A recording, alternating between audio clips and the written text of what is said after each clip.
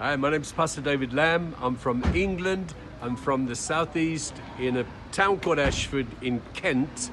And we have just received the prophet from Kerala, T.T. Thomas. And we've done a 3-day conference, and in the conference itself, some amazing confirmations. We've had a big change here in January with myself, my wife, senior pastors handing over the church to younger people. And these younger people, they're on fire for God, and the succession has gone well now, 8 months in, and they are coming to me and they're asking, can we change the name of the church? And we're saying, of course, you can go ahead and change the name of the church. So in quietly, first of all, the eldership, then the trustees, and then the founders, and also then the church people are the only ones. It hasn't gone public.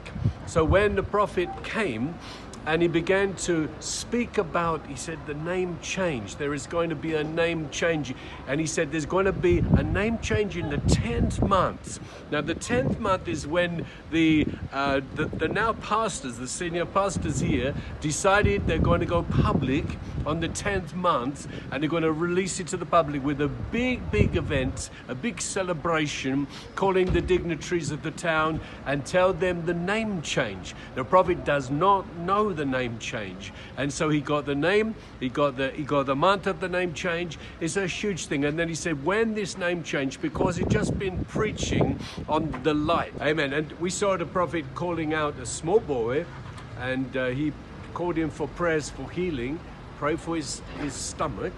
And it turned out that the boy, unbeknown to the prophet, unbeknown even to us as a church, was taken to the emergency unit last night with abdominal pain. And they released him, but when he came to church in that morning, the prophet called him, prayed over his stomach, and immediately he was healed. And we also see where people have been called out by name. We see George, the guy last year especially, he was called out and is told, this is George, this is his wife Carol, and the prophet named all the children and told what God was doing with the children, and told George, you're going to go into a new business.